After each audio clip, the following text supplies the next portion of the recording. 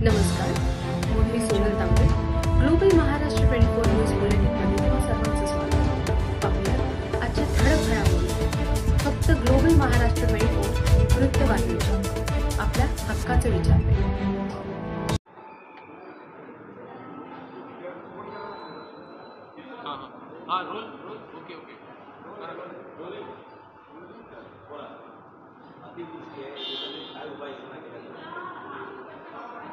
आपल्या सगळ्यांना माहिती आहे की मे महिन्याच्या शेवटी मे, जून, जुलै, ऑगस्ट आणि आज सप्टेंबर अखेर या राज्यामध्ये खूप मोठ्या प्रमाणामध्ये अतिवृष्टी झालेली आहे.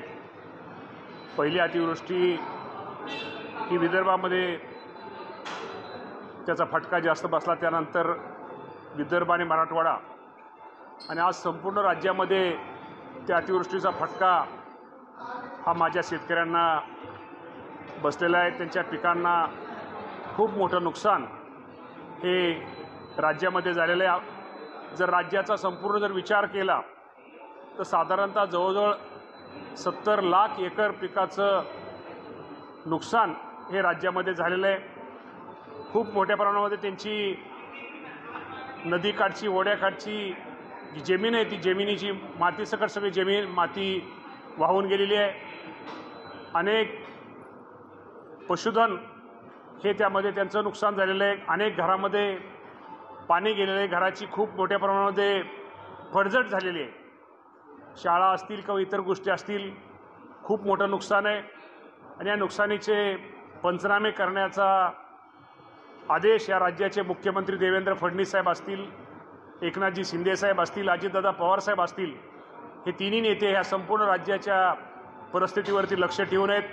सगळीकडे पंचनाम्याचं काम हे युद्ध पातळीवरती सुरू आहे. माझ्या शेतकरी बांधवांना या निमित्तानं मी एवढंच सांगू इच्छितो की शेवटी हे निसर्गाचं संकट आहे.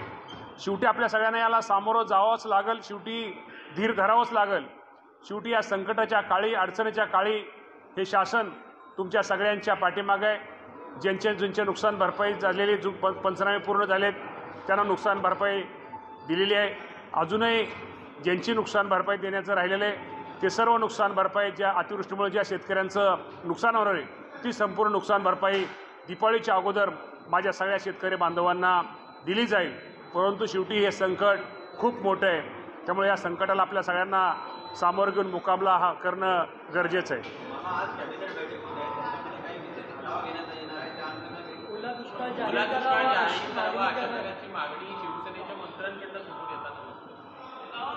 मागणी 100% शेतकऱ्यांची आहे. कुठलाही निर्णय घेताना किंवा कुठलाही निर्णय करताना शेवटी केंद्र सरकारचे निकष काय आहेत, राज्य सरकारचे निकष काय आहेत, शेवटी हे निकष बघून. पण हे निकष बघण्यापेक्षा जो अडचणी झालेल्या शेतकऱ्याला मदत मिळाली पाहिजे, त्याला मदत झाली पाहिजे, ही शेवटी शासनाची भूमिका आहे. शेवटी हे शासन हे शेतकऱ्यांच्या पाठिंब्यावरच आहे अवलंबून आहे. त्यामुळे शेतकऱ्यांना मदत करणं शेवटी आमचं कर्तव्य आहे. आणि निश्चित प्रकारे हे सरकार माझ्या सर्व शेतकऱ्यांना मदत करेल, सहकार्य करेल. निकषा संदर्भात कुठेतरी विरोधकांकडून प्रश्न उपस्थित केले जात आहेत. जे निकष होते मदत करण्यासंदर्भात किंवा पीक विमा ज्यामुळे मिळणार होता ते कुठेतरी निकष बदलवले गेलेले आहेत आणि तशा प्रकारे टीका मोठ्या प्रमाणात होत आहे. हेक्टरी 13,500ची मदत ही 8,500वर निघताना दिसते. त्यामुळे जी मदत शेतकऱ्यांना होणार होती ती तुटपुंजी होणार आहे अशा प्रकारचं विरोधक हे आक्रमक सवाल. शेवटी आपल्याला माहिती आहे की NDRF याचा शेवटी जे आपल्याला माहिती आहे की NDRFच्या बरोबर असू द्या, ह्याच्या माध्यमातून असू द्या, राज्य सरकारच्या माध्यमातून असू द्या, ही जी मदत होती याचे शेवटी रक्कम ठरलेली आहे. आपण म्हणतात ते बरोबर आहे. काही काळ पाठीमागं ही रक्कम ही वाढवण्यात आली होती. या बाबतीमध्ये निश्चित प्रकारे मुख्यमंत्री, दोन्ही उपमुख्यमंत्री आज मंत्रिमंडळामध्ये संपूर्ण अहवाल आम्ही त्यामध्ये त्यांच्यासमोर ठेवू आणि ते ठेवल्यानंतर निश्चित प्रकारे या बाबतीमध्ये माझ्या शेतकरी बांधवांसाठी योग्य तो चांगला निर्णय घेण्याचा प्रयत्न सरकार, राज्य सरकार करेल.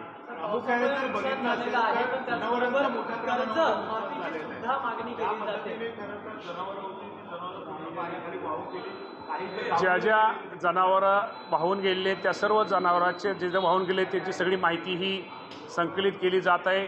ज्याची जनावरं वाहून गेलेली त्या सर्वांना मदत केली जाईल. ज्याप्रमाणे नुकसान झालं तर शेतकऱ्यांकडून कर्ज मागणी बरोबर आहे तुमची. आता या बाबतीमध्ये राज्याचे मुख्यमंत्री आणि दोन्ही मुख्यमंत्री योग्य वेळी योग्य निर्णय घेतील. या पद्धतीने खरं तर मराठवाडा दुष्काळग्रस्त भाग म्हणून पाहिलं जातो. मात्र याच मराठवाड्यामध्ये प्रामुख्याने एवढा पूर परिस्थिती निर्माण झालेली आहे आणि दुसरीकडे ज्या एनडीआरएफच्या टीम होत्या त्या कुठेतरी कमी पडल्या असं देखील बोलतो. असं कमी वगैरे शेवटी हे निसर्गाचं संकट आहे.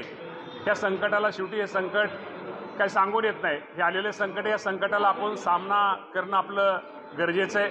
निश्चित प्रकारे मी एवढंच आपल्याला पुन्हा एकदा सांगतो की राज्य सरकार हे संपूर्ण या अडचणीच्या काळामध्ये शेतकऱ्याच्या पाठीमागे उभं राहील. जिल्ह्याने काही माहिती मिळवलेली आहे का? कोणत्या जिल्ह्यामध्ये किती नुकसान झालेलं आहे? जिल्ह्याने जर माहिती आपण जर केली तर संपूर्ण राज्यामध्ये 70,000 एकर पिकाचं नुकसान झालेलं आहे.